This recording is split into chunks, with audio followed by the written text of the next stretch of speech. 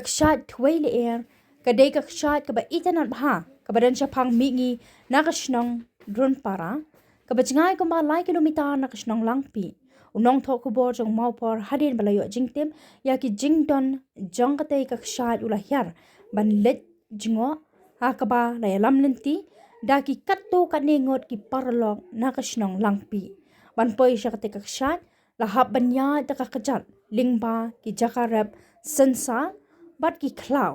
namar ke jing itynnad jong katai Kshaid ka Sarkar Assam kala pha iki priu jongka bon sin banwat bat sorbi ya ka jaka ban shna da ka surak ka bapha henry ka dorbar shnong run para kam ailat setia tungin ya pet menta ya ka jing itynnad jong katai Kshaid.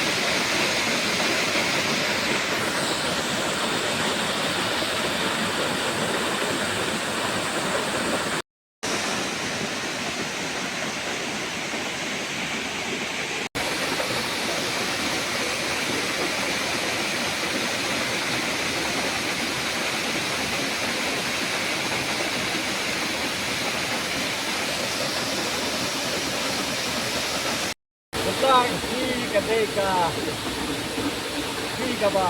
sebenap ha kumar ba ka dekal sistem ka bakal pau madut bawa yo ya tuan saya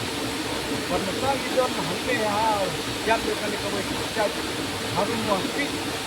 cak sebenap ha bahasa ini jaka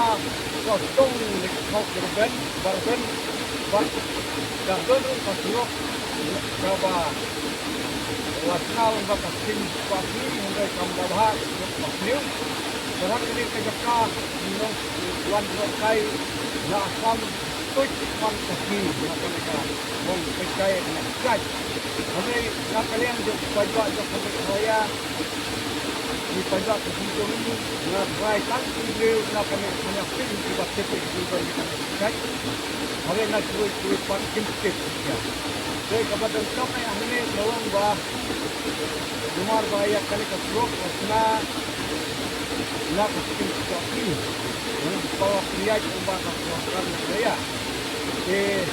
buat kebrokkan asam lele kat bawa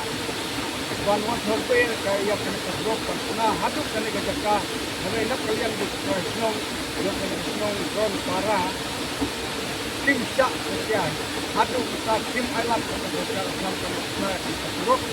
nomor kuah pasal ke jngohkai berkali kejaka sampai jngohkai nomor kita kacing yaitu kesnong tak kuasai bah Sarkar kamu kerja pasal kebrok berkata Sarkar saya kuah bersiu dia tu jngohkai wateban naik kebrok nang beda kebrok jauh